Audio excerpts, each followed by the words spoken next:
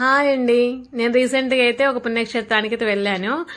అక్కడ షాపులన్నీ తిరుగుతుంటే ఒక షాప్లో విగ్రహాలు అయితే ఉన్నాయి. ఏంటని చూస్తే చాలా బాగున్నాయండి విగ్రహాలు.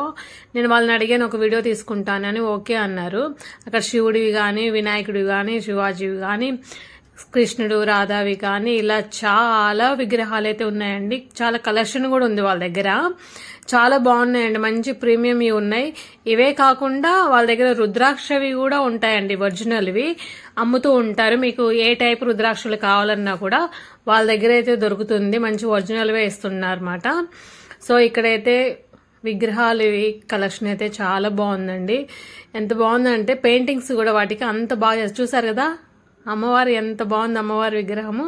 ఇక్కడ పార్వతి, శివుడు విగ్రహం చూడండి ఎంత బాగుందో.